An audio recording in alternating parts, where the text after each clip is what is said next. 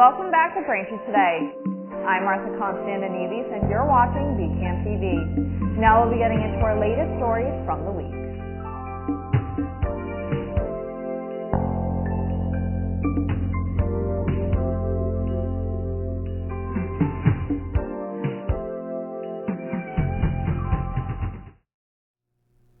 Welcome back to Braintree Today. I'm Martha Konstandinidis and you're watching BCAM TV. Now we'll be getting into our latest stories from the week.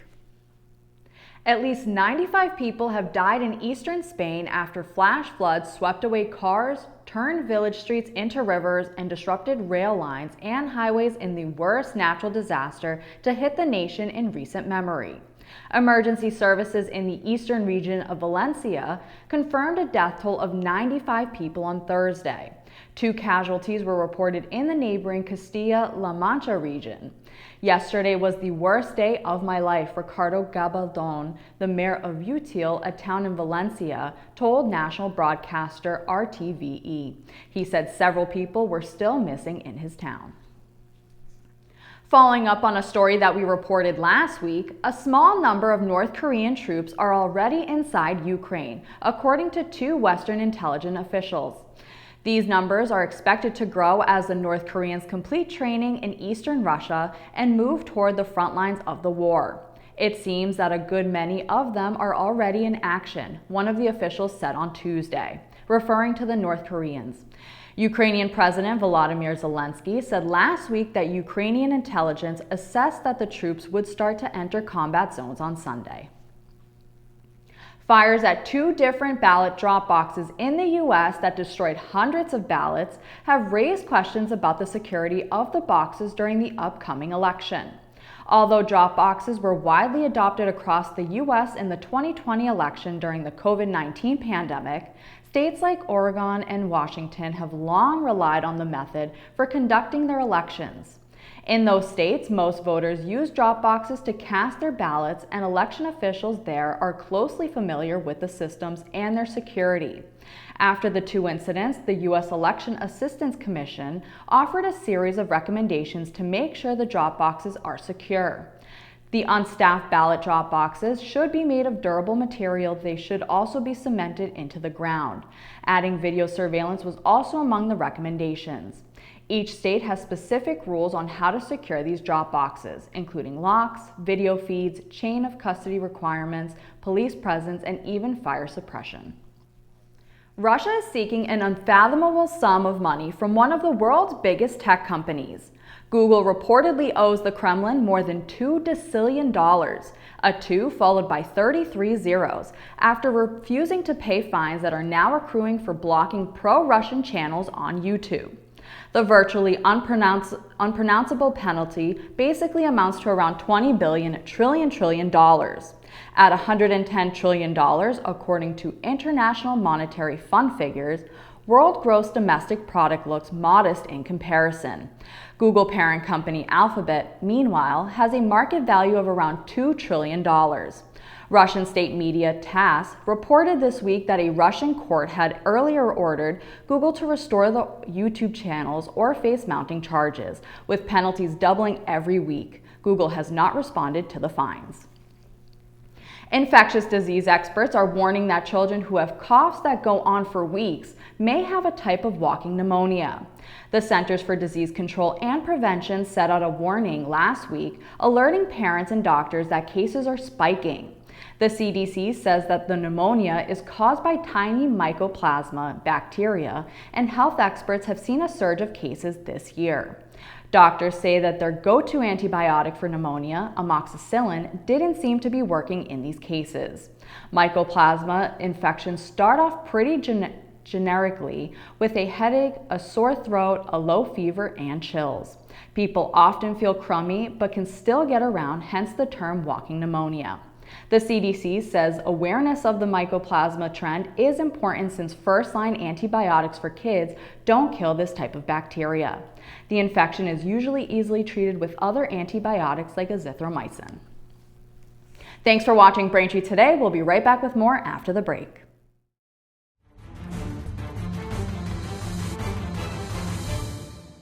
Hi, I'm Tom Lyons, a retired captain from the Quincy Fire Department and the author of the book Fighting Fire, A Proactive Approach. Let's talk portable electric space heater safety. These heaters must not be left unattended. Place them on a stable base 3 feet from combustibles. Their use is not recommended within a bedroom, but if you must do so, place a smoke detector on the ceiling within the bedroom. Plug a portable space heater directly into the outlet, avoiding extension cords. Thus, do not use lamp cords or power strips for this purpose. Are portable, unvented propane and oil-filled heating appliances safe to use within a residence? No. Massachusetts prohibits their use. These heaters produce asphyxiant gases. These gases can render an occupant incapacitated or dead. Please consider your safety during these upcoming colder months. Welcome back. On Tuesday night, Braintree firefighters rescued a woman trapped on the second floor of her Jefferson Street home. The fire broke out just after 9 p.m. and upon arrival, firefighters found heavy smoke billowing from the home. According to firefighters, the woman was hanging out of the second floor window before they were able to climb up a ladder and rescue her. Another person was able to escape from the burning home by themselves. Officials say both people were taken to the hospital with minor injuries. Firefighters were able to extinguish the fire, and State Fire Marshal was called to help with the investigation into the cause. Braintree's Department of Elder Affairs has a number of activities lined up for seniors this November. To start, every Friday, the center is hosting an event called Fun Movie Fridays, where you can watch a different movie every week at the center for free. Some one-time events to keep in mind include the Veterans Day Breakfast on November 6th at 9:30 in the morning. On November 12th, the Norfolk County DA will be visiting the Senior Center with their shredding truck from 10 a.m. to 1 p.m. And on November 19th, a benefits specialist from South Shore Elder Services will be available to share senior care information from 10 a.m. to 1:30 p.m. For more information, contact the department at 781-848-1963 or stop by at 71 Cleveland Avenue. The town of Braintree is gearing up for a festive and spooky celebration with its Halloween Family Fun Day this Saturday, November 2nd, from 1 p.m. to 3 p.m. at Braintree Town Hall.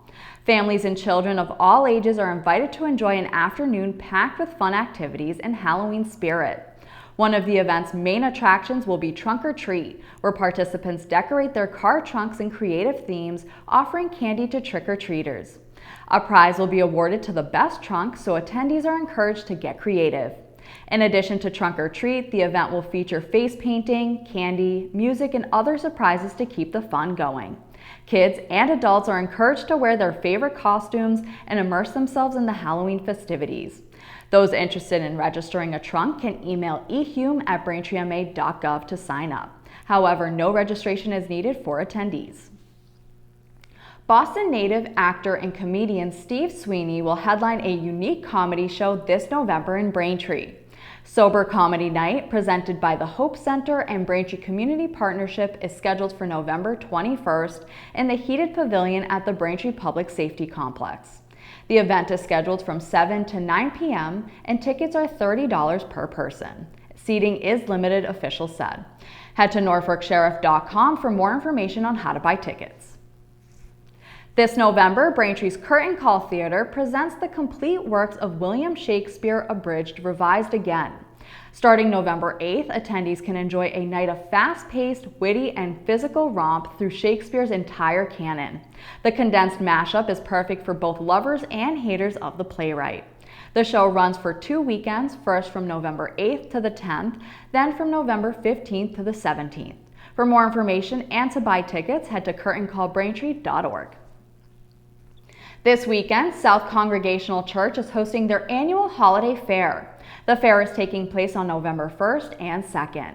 The church, located at 1075 Washington Street, will also be hosting an Italian dinner on the 1st from 5 to 7 p.m.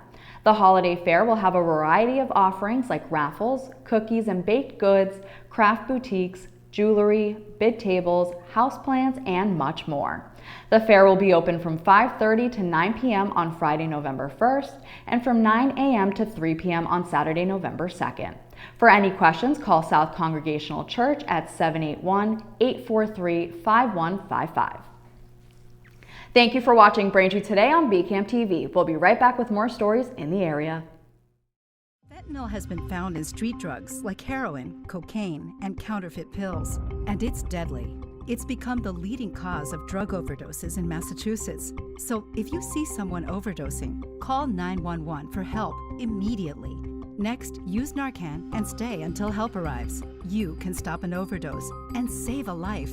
Learn how to use Narcan and where to get it at mass.gov/Narcan or call 1-800-327-5050. Welcome back to Braintree Today. Now let's get right into more stories. Firefighters from Canton, Norwood, Sharon, and Randolph responded to a brush fire near Reservoir Pond in Canton on Monday. The fire, which reignited after starting on Sunday, required the assistance of a drone unit from the State Fire Marshal's Office to help locate pockets of fire. On the North Shore, firefighters continued their efforts against multiple brush fires that have scorched nearly 400 acres of land. Air National Guard helicopters conducted water drops throughout the day to contain a significant wildfire that has spread through Salem and Lynn. The Salem wildfire, which began Saturday evening, is the largest fire currently affecting the area. Unfortunately, it is not the only fire incident in Massachusetts. Over the weekend, a separate brush fire in Millbury claimed the life of a woman on Saturday night. In light of these events, the American Red Cross has shared important safety tips to help prevent wildfires, including starting campfires only in designated fire pits, never leaving a fire unattended, and ensuring all fires are completely extinguished before leaving the area.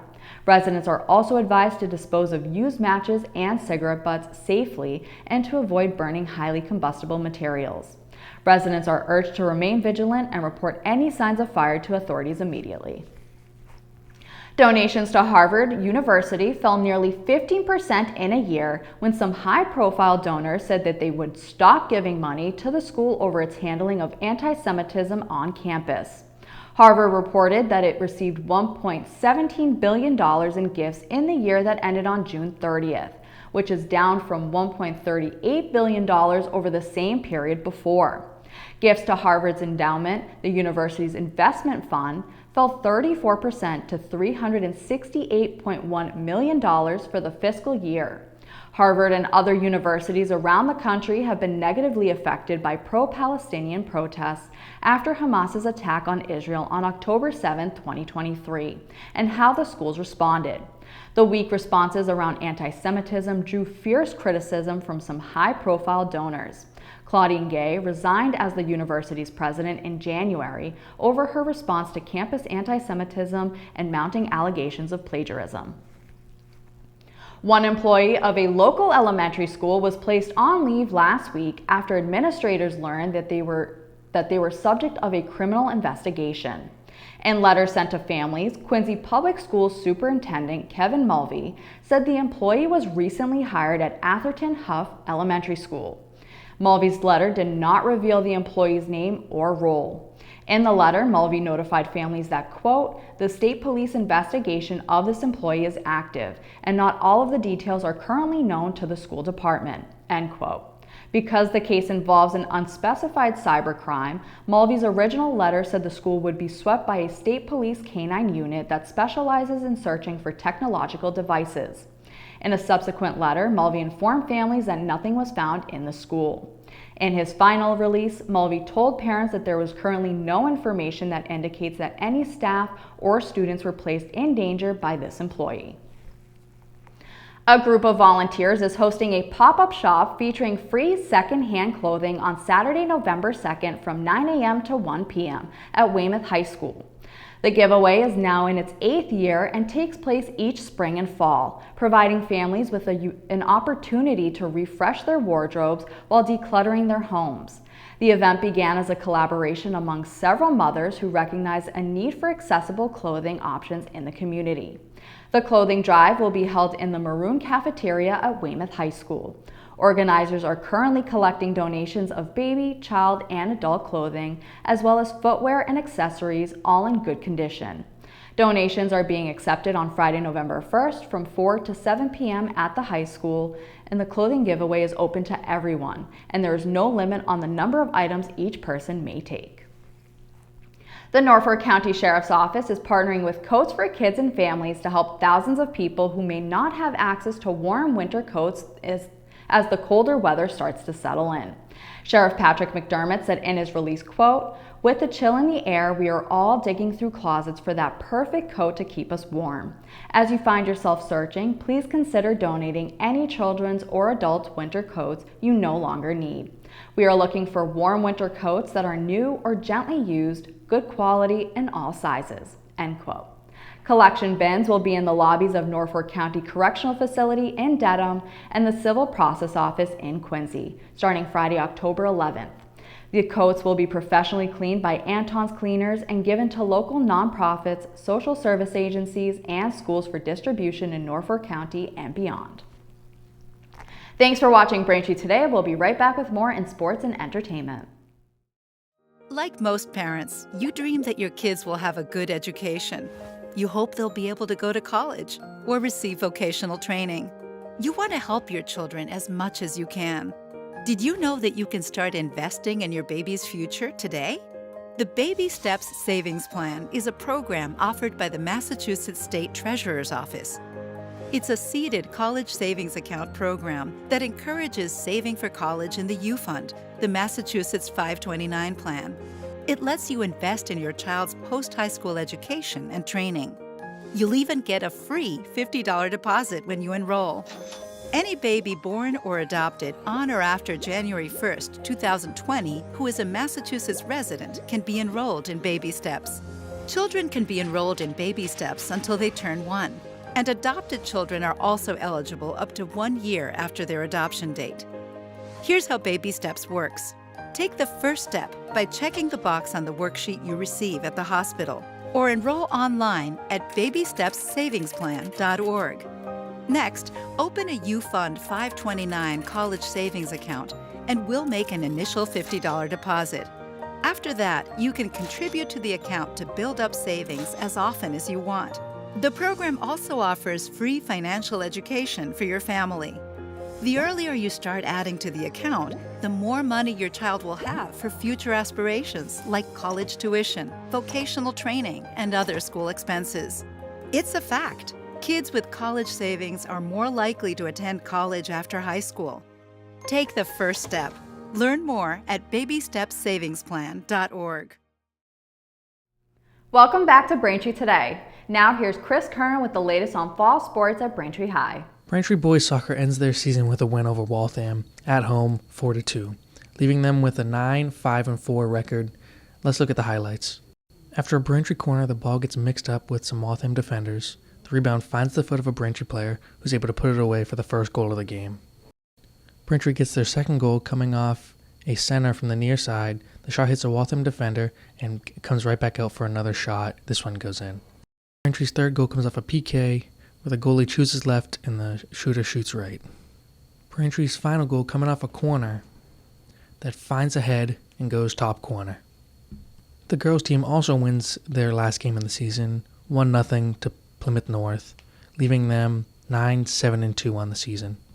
The football team coming off a disappointing loss, this time against Walpole, 42-7. This leaves them 2-5 on the season. Let's look at the highlights from that game. Walpole at Braintree's 47 finds a man at the 30-yard line with a catch and run, and he goes in untouched.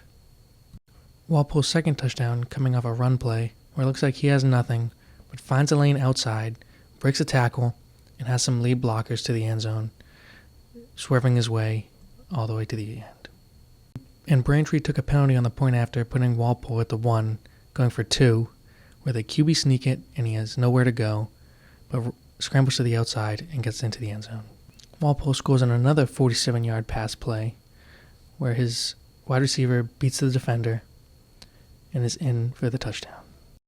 Like their first rushing touchdown, Walpole rushes up the middle with looks like nowhere to go, then he busts out left and goes in untouched. After a 29-0, Braintree gets their first score with this spectacular grab by Canavan.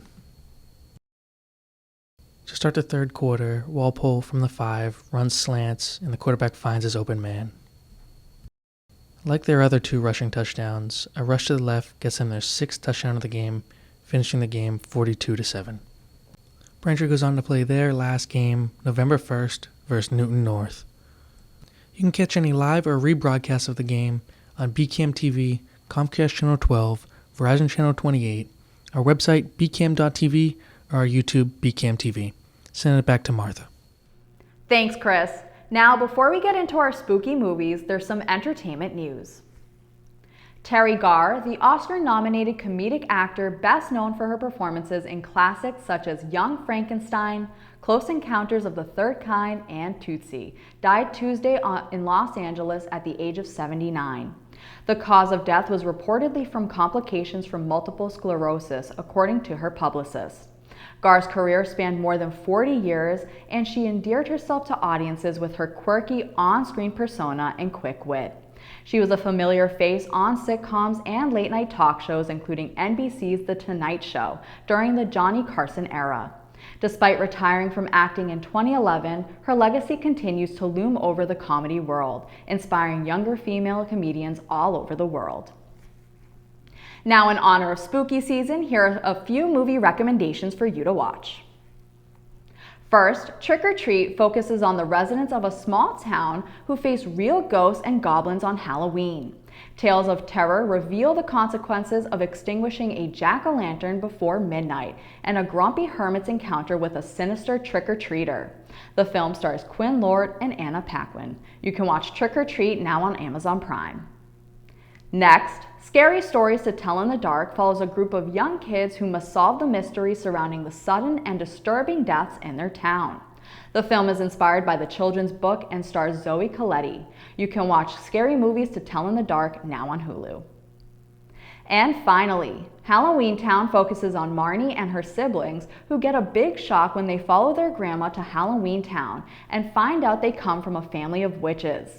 The town is the only place where supernatural beings can lead a normal life, but trouble is looming, and on her 13th birthday, Marnie not only finds out she is a witch, but that she and her family are involved in a fight against the evil that is threatening to take over the world.